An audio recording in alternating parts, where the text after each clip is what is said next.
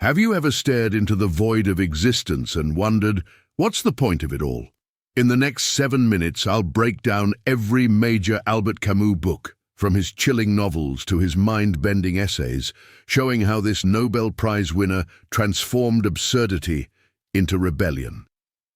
By the end, I'll reveal Camus' hidden happy ending philosophy that could change how you face life's chaos forever.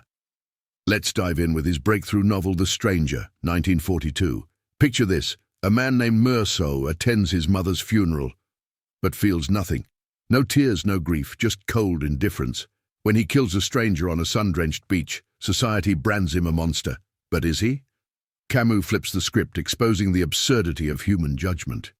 It's a gut-punch story that asks, what if emotions are just illusions? If you've ever felt out of sync with the world, this one's your mirror. Next up, The Myth of Sisyphus, 1942. Camus's philosophical bombshell. Imagine the Greek myth, Sisyphus doomed to push a boulder uphill, only for it to roll back down, forever. Sound familiar? Camus says that's life. Meaningless, repetitive, absurd. But he doesn't tell you to give up. Instead, he dares you to revolt by embracing the chaos. One must imagine Sisyphus happy, he writes. This essay sparked existentialism's fire, but Camus hated that label. Why? We'll circle back to that in his later works. Fast forward to The Plague, 1947, a gripping allegory disguised as a pandemic thriller. In a quarantined town overrun by disease, heroes like Dr. Rieux fight not for glory, but out of sheer human solidarity. Rats dying in the streets, bodies piling up. It's eerie how it mirrors real-world crises. Camus whispers, evil isn't some cosmic force, it's indifference. If COVID felt absurd, this book predicted it. But what happens when the plague ends? Does hope win? Enter The Rebel, 1951, where Camus goes full warrior mode. Tired of blind ideologies like communism or fascism, he argues true rebellion isn't destruction, it's creation, rooted in human limits. I rebel, therefore we exist, he declares, flipping Descartes on his head. This book cost him friends. Hello, Sartre feud. But it's a blueprint for ethical uprising. Ever wondered why revolutions go wrong? Camus nails it here. But his personal life was crumbling. How did that bleed into his darkest novel?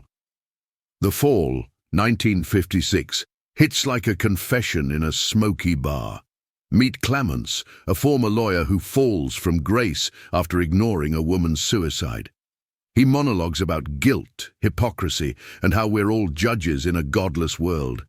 It's Camus at his most introspective, blending humor with despair, laugh-out-loud funny yet soul-crushing, perfect for late-night thoughts. But is redemption possible? This leads straight to his posthumous gems. A Happy Death, 1971, written earlier, echoes The Stranger with a man seeking joy through murder and travel, raw, unfinished, but packed with Camus' sensual love for life. The First Man, 1994, his unfinished autobiography, uncovers his poor Algerian roots, blending tenderness with tough truths. And don't skip his plays like Caligula, 1944, where a mad emperor tests absurdity by killing whimsically, or short stories in Exile and the Kingdom, 1957. Tales of isolation, powerful essays, notebook sketches, and astonishing and eloquent speeches and paper articles that scream, connection is our only escape. Now for his political punch. The Actuelles series, 1944 to 1958.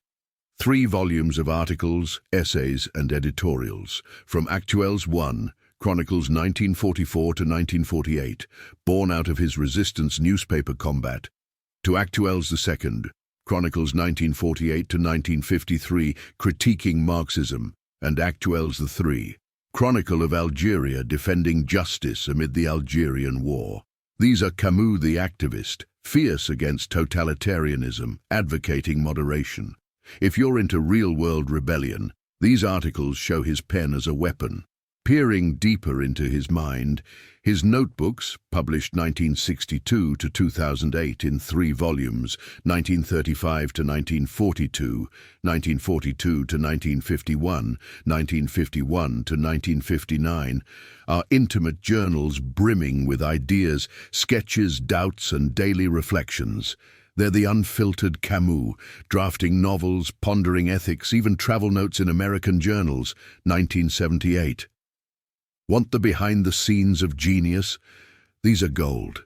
And his speeches, collected in Speaking Out, 2022, covering 1937 to 1958. Including his 1957 Nobel acceptance, where he says art is a means of stirring the greatest number of people by offering them a privileged picture of common joys and sufferings. Powerful, humble words that echo his lifelong fight against silence. We've covered the absurdity, the plagues, the rebellions, but remember that promise? Camus's ultimate secret isn't despair, it's invincible summer. In his essay Return to Tipasa, he writes, "In the depth of winter, I finally learned that within me there lay an invincible summer. No matter the chaos, you carry an inner light, joy in the face of meaninglessness." That's his happy ending.